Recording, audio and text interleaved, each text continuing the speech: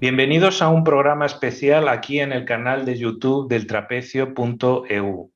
Hoy vamos a entrevistar a Ignacio Grajera Barrera, alcalde de Badajoz. Lo es desde el año pasado, creo que el próximo mes va a cumplir un año. Y bueno, ha desempeñado diferentes responsabilidades desde el 2019 en el ámbito del Ayuntamiento de Badajoz y ha estado muy vinculado, ¿no? Y tiene las competencias de la relación con Portugal. Pertenece al Grupo Municipal de Ciudadanos, a su ejecutiva nacional. Y bueno, nos va a contar a nosotros y a los lectores del Trapecio cuál es la perspectiva y cuál es la relación de Badajoz con Portugal y con el Alentejo. En marzo usted realizó una visita a Sines y nos consta que tiene una relación permanente con Portugal. ¿Qué balance hace de aquella visita y de las relaciones en todo este mandato este año? Las relaciones con Portugal y en particular con el puerto de Sines y también relacionando eso obviamente con el corredor del sudeste ibérico. Bueno, en primer lugar, agradeceros la atención y el interés que habéis mostrado en contar con mi presencia. Para mí es un placer porque soy un iberista convencido, como luego seguro que tendremos oportunidad de poder comentar. Y bueno, una de las principales o de los principales objetivos que tiene la ciudad de Badajoz y el Ayuntamiento de Badajoz es seguir manteniendo y profundizando en ese proyecto ibérico, en ese sentimiento de territorio compartido, no solo en lo geográfico, sino también en lo sentimental y en lo administrativo. Y a mí desde el 19 pues, me tocó la responsabilidad de pilotar quizás esas relaciones con Portugal, y una vez que alcanzo también ya la alcaldía hace casi un año, como decía, intentar de alguna manera seguir manteniendo esos vínculos, estrecharlos y generar nuevas fórmulas y vínculos con determinadas zonas, entidades y sobre todo territorios que son absolutamente fundamentales. El de Sines es uno de ellos, es capital para Badajoz, es capital, diría que para todo el corredor sudoeste ibérico, incluso para el conjunto del país, por supuesto para Portugal, pero yo diría que para España también. Y consistió en una doble visita que no solo era hacia la Cámara Municipal de Sines en visita institucional, sino también a la autoridad portuaria del puerto de Sines, de los puertos de Sines y Algarve, que en realidad engloba los puertos de Sines y Algarve, para ver un poco la situación actual en la que se encontraban los nuevos proyectos de ampliación del puerto, ver cómo desde Badajoz, en colaboración con las empresas que operan en el puerto, podemos servir de palanca o podemos servir de ayuda para desconcentrar o descentralizar quizás las necesidades de espacio que puedan llegar a tener muchas de las empresas que operan con el puerto, que al final es verdad que son muchas cada vez más y aunque tienen una dimensión muy grande y una capacidad muy grande, yo creo que también a las empresas puede ser interesante el poder ofrecerle otras zonas que sirvan como puerto seco o como puertos o depósitos aduaneros en algún caso, si conseguimos avanzar en eso, y para eso fuimos, ¿no? Para que Badajoz siguiera posicionado en esa tarea, para ir de la mano, para ofrecernos y sobre todo también para aprender, ¿no? Porque Badajoz quiere ser un gran centro logístico a nivel ibérico, estamos trabajando en colaboración con la Junta de Extremadura en ello y obviamente hay que aprender de quienes llevan ya mucho camino recorrido y el puerto de Sines obviamente pues, es fundamental para ello. Y creo recordar que también estuvo en Madrid, ¿no? Promocionando el corredor. Sí, hace un año justo ahora se cumple de la firma del Ayuntamiento de Madrid, también de la adhesión del Ayuntamiento de Madrid al proyecto del Corredor Sudoeste Ibérico, con el compromiso de ir manteniendo reuniones más o menos periódicas para ver cómo iba avanzando, para estudiar cuáles son las problemáticas y sobre todo para ver cómo podemos ayudar o servir de palanca, de empuje para algunos proyectos que son absolutamente fundamentales, no solo para Badajoz, sino para Madrid y también para el resto de las cámaras municipales de Portugal. Y en eso estábamos ahora con las alegaciones a los diferentes trazados y proyectos de conexión ferroviaria con Madrid, sobre todo los que atraviesan Castilla-La Mancha, provincia de Toledo y demás, pues estuvimos hablando, actualizando, ver cómo podíamos ser útiles, cómo podíamos servir y sobre todo volver a reafirmar y a manifestar el compromiso de Madrid y de Badajoz como entidades, como instituciones que apoyan y sustentan esa reivindicación de corredor, que entendemos que es fundamental para el desarrollo de la península ibérica y que entendemos que obviamente es fundamental para nuestros territorios. ¿Qué actividades se están realizando y qué proyectos hay en el marco de la Eurociudad? Y si se pretende de dotarlas de más medios y de más relevancia jurídica, como posiblemente convertirse en una AECT o otro tipo de figuras, ¿qué planes hay al respecto? Pues justamente eso, ya lo hemos anunciado, el programa Eurobec, que es un programa que fue quizá el inicio, ¿no?, de ese proyecto Eurociudad, ya terminó el pasado 30 de junio, con lo cual desde esa fecha hasta ahora y una vez que han pasado las municipales en Portugal y ya se han conformado las nuevas corporaciones y ya hemos podido tener la oportunidad de trabajar con nuestros interlocutores durante los próximos años, estamos trabajando en la configuración de la ECT y hay un borrador de estatutos y de convenios que estamos trabajando de manera conjunta y sobre todo bajo la supervisión de los técnicos jurídicos de todas las partes involucradas. Está muy avanzado, de hecho hace escasos días y preparando la reunión que vamos a mantener el próximo 3 de mayo, que además es el día oficial de la Eurociudad de Eurobec. Queríamos tener finalizado ese borrador. Hace escasos 2 días recibimos apreciaciones por parte de las diferentes ramas del secretario general, de los diferentes ayuntamientos, y la idea es constituir la ECT, ganar esa personalidad jurídica, ganar esa capacidad de gestión para poder planificar de manera unitaria y unificada a través de un solo vehículo jurídico todos los proyectos transfronterizos que tenemos sobre la mesa, y es un paso más, ¿no? Estamos muy ilusionados, muy contentos. Tenemos la enorme suerte de tener desde el Prisma de Badajoz 2 presidentes de cámaras municipales, tanto de Elvas como de Campomayor, que están involucrados y absolutamente volcados en este proyecto, que entendemos que es fundamental para el desarrollo y para el crecimiento de nuestras localidades. Y en eso estamos trabajando de la mano de otras AFTs ya constituidas, con las que tenemos una relación muy fluida, especialmente la Eurociudad del Guadiana, que es con quien nosotros tenemos, que además la invitamos a la última Feria Hispano-Portuguesa de Badajoz para que nos contaran sus experiencias y nos ayudaran también a andar este camino. Y en eso estamos, ¿no? Muy, muy orgullosos, muy ilusionados y con ganas de seguir haciendo cosas para ir poniendo en pie día a día, piedra a piedra, pues parte de lo que nos une, ¿no?, que es el iberismo.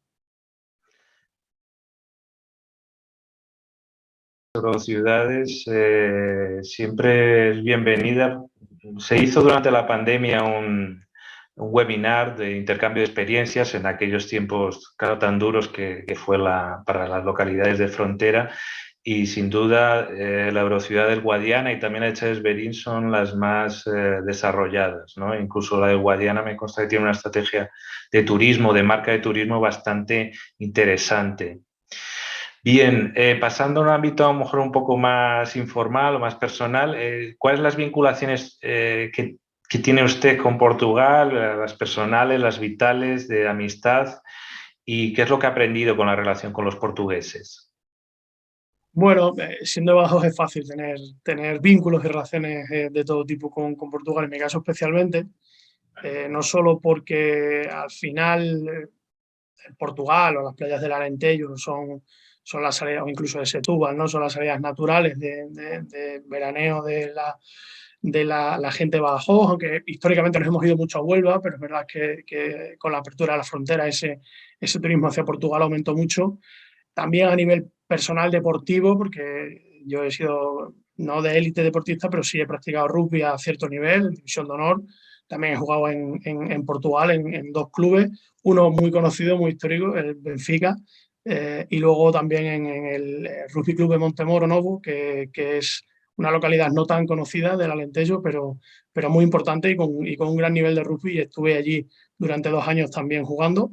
Y luego por una cuestión personal, mi mujer es española, pero es portuguesa también, tiene la doble nacionalidad, mi suegro, mi familia política toda es portuguesa, así que he estado rodeado de Portugal prácticamente toda mi vida, en lo físico y en lo sentimental, así que es una relación muy profunda. Y se aprende mucho porque a pesar de estar tan cerca, de compartir un espacio físico, geográfico, somos 2 sociedades muy diferentes, que vienen de realidades diferentes, que han vivido durante muchos siglos en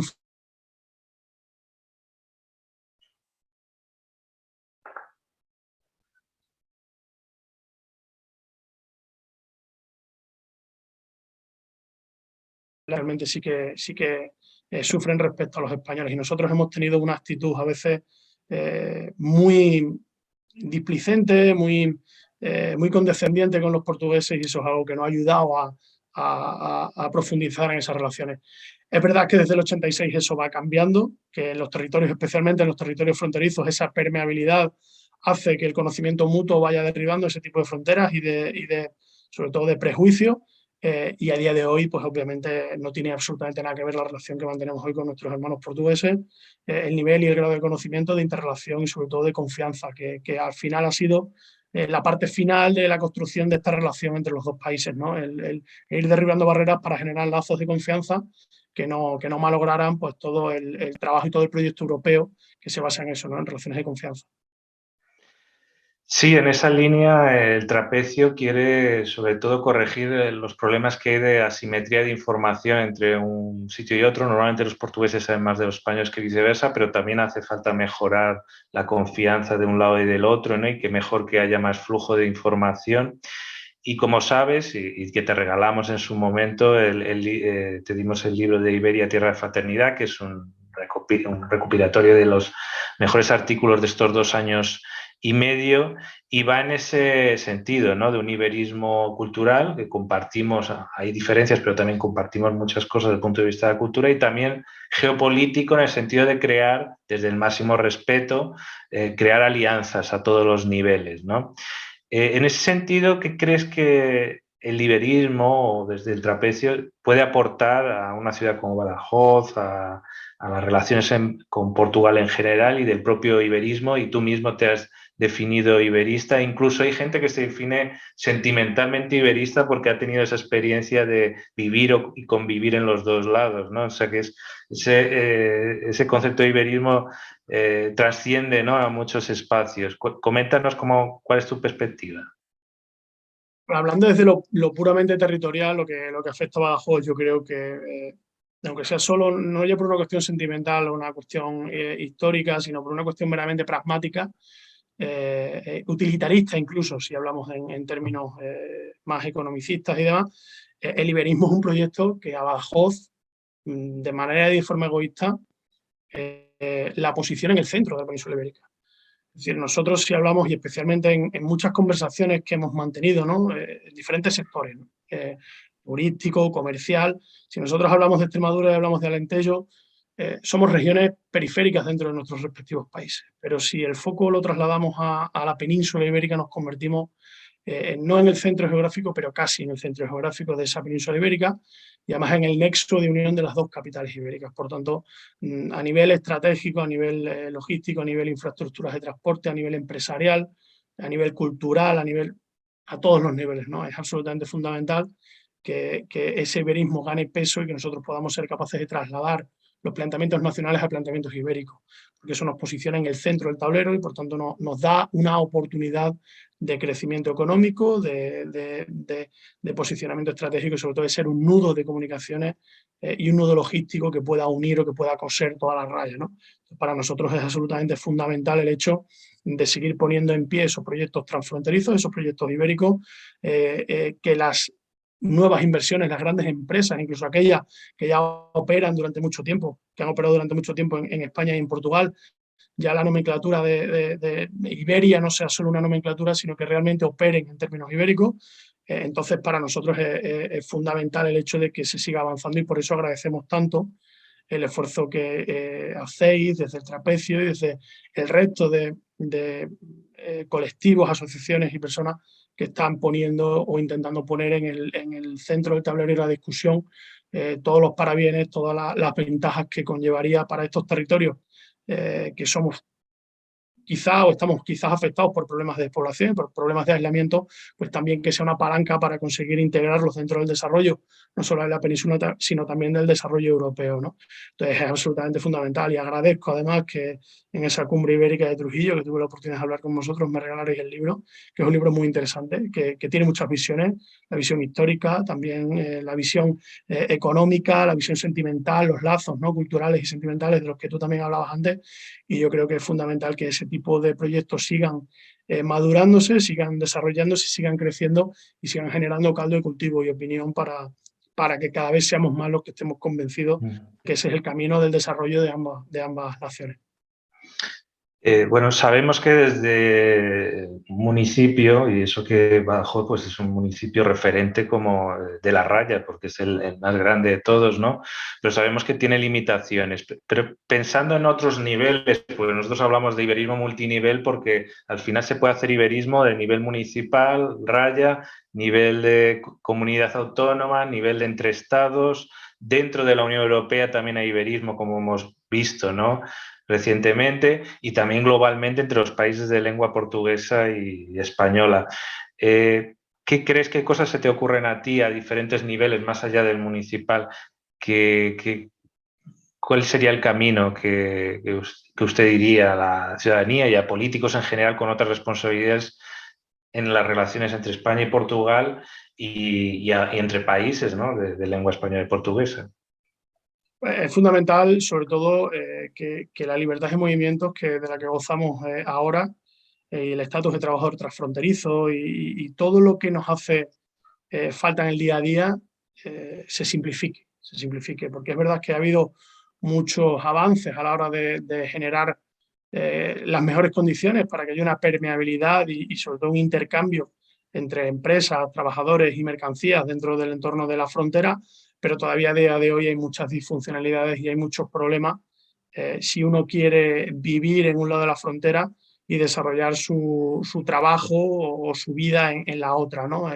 Aunque es una barrera invisible, pero sigue siendo una barrera burocrática real y hay dificultades, ¿no? Nosotros lo vivimos mucho y además lo sufrimos mucho porque hay mucho intercambio de trabajador transfronterizo que tiene problemas y dificultades, por ejemplo, para seguir residiendo en España, aunque trabaje en Portugal, tener acceso fácil, sencillo a una sanidad, a unos servicios médicos, a unas gestiones con seguridad social que no supongan duplicidades o problemas de justificación de determinados ingresos en un país y en otro, es decir, en el día a día. Si nosotros somos capaces de mejorar el día a día de un trabajador medio normal, habremos conseguido casi el 80% del objetivo de poder ser un espacio común, ¿no? Porque desde lo pequeño al final es como uno genera ese tipo de condiciones. Yo veo las grandes empresas no tienen problemas para operar, los que tienen problemas son los más pequeños y al final los más pequeños son la gran mayoría, con lo cual, independientemente de que hagamos esfuerzos en atraer grandes inversores, la frontera, la permeabilidad de la frontera y el desarrollo económico se hace con pequeños intercambios. Y ahí hay mucho camino que recorrer, ¿no? Nosotros tenemos en el seno de Eurobec hemos hecho foros y jornadas de legislación laboral transfronteriza, de ver cómo se puede mejorar esa situación de los trabajadores y a partir de ahí viene todo lo demás. Nos hemos encontrado también con pequeños, grandes problemas como son los intercambios escolares para poder salir en Portugal del país. Necesitas una autorización notarial, con lo cual es muy complicado que los padres puedan autorizar, porque tiene un coste económico, intercambios escolares hacia España, y eso también es un freno a este tipo de proyectos como son las Eurociudades, para que ese conocimiento y ese espacio compartido se pueda ir realizando desde bien pequeños, ¿no? Que es como realmente calan las cosas, y a partir de ahí, sobre todo, tener una estrategia conjunta en sectores que sean fundamentales para ambos países. Se me ocurre, por supuesto, el sector energético, se me ocurre, por supuesto, las infraestructuras, se me ocurre, por ejemplo, los grandes sectores regulados como puedan ser el mercado, decía energético, pero no solo el mercado energético, sino también el eléctrico en general, las interconexiones, es decir, crear una red real de la península ibérica que se está avanzando mucho en los últimos años en esas interconexiones y en esa planificación conjunta, pero que nos haga lo que se habla últimamente, ¿no? De la isla ibérica, de que la situación especial que tiene España y Portugal, pero que sea algo mucho más planificado, que sea algo mucho más concertado y que por supuesto sea algo mucho más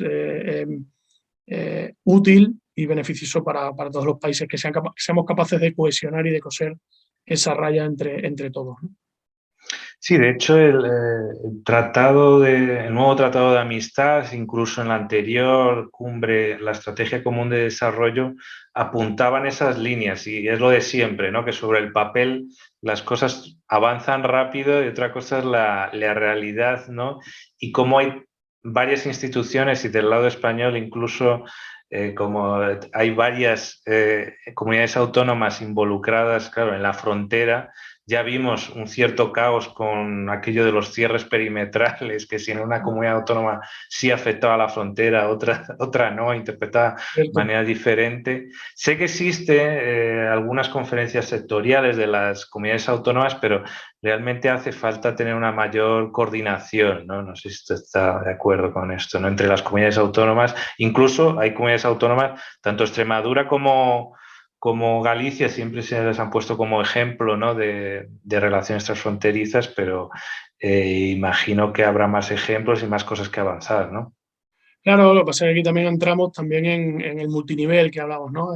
Hay interlocución entre gobiernos nacionales, hay interlocución entre comunidades autónomas y gobierno portugués en determinadas materias, en determinados ámbitos, entre determinados gobiernos autonómicos sectoriales, a través de turismo, por ejemplo, ¿no? Pues los CCR que al final funcionan muy bien en Portugal y tienen una capacidad de poder decidir, ¿no? Dónde van los fondos que se les asigna por parte de Turismo Portugal también muchas veces van en la senda de coordinarse con las estrategias turísticas de las diferentes consejerías de la comunidad autónoma. Luego tenemos también las euroregiones, ¿no? Que al final también son otro ente que también hace su labor.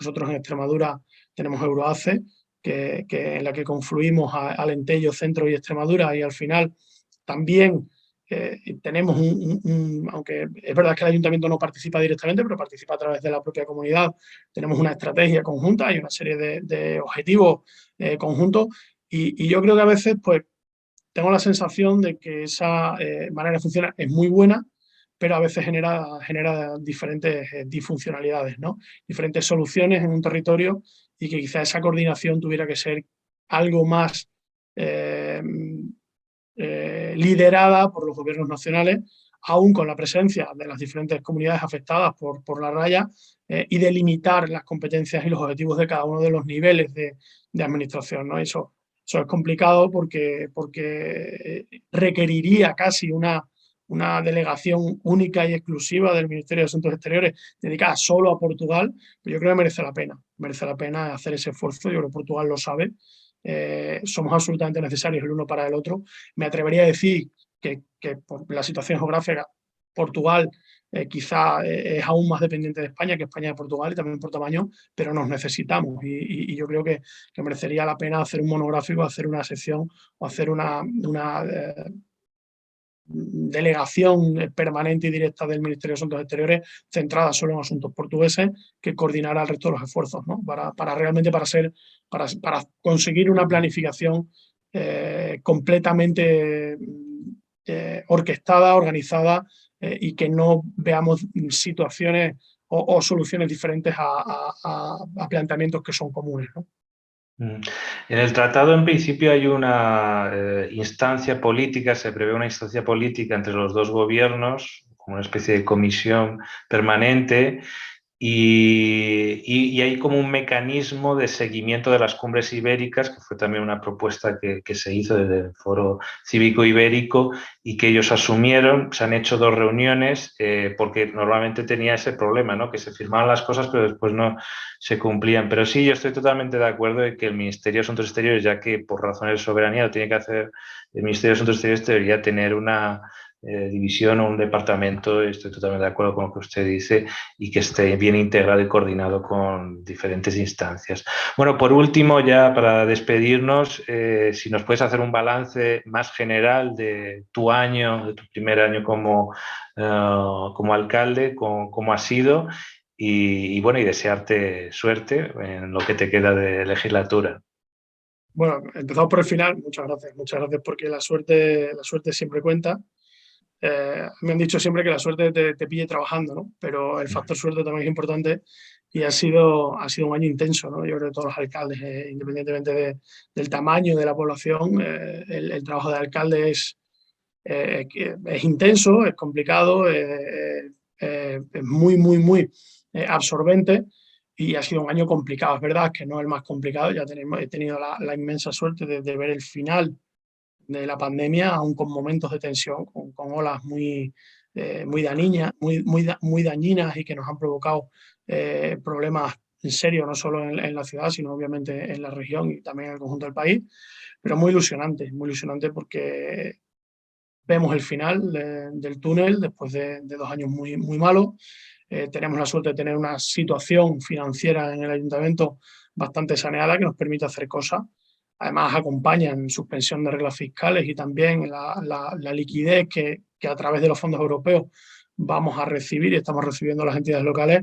Entonces se abre una época, o se ha abierto una época de oportunidades, de mucho trabajo, de hacer muchos proyectos, de intentar captar fondos, de intentar ponerlos en pie, de intentar llegar a los plazos a veces diabólicos, ¿no?, que se nos plantean desde las instancias nacionales y europeas, que ya ellos mismos han detectado que son de imposible cumplimiento, están flexibilizándolos y por tanto agradecemos que nos hayan oído, pero una época muy bonita. Yo creo que es una época de resurgimiento, es una época llena de adversidades también y de oportunidades, de incertidumbre, pues, como consecuencia de la guerra en Ucrania, que obviamente nos va a provocar muchos problemas, no solo a nivel económico, sino también sentimental. Tener una guerra en Europa es algo que sentimentalmente también duele.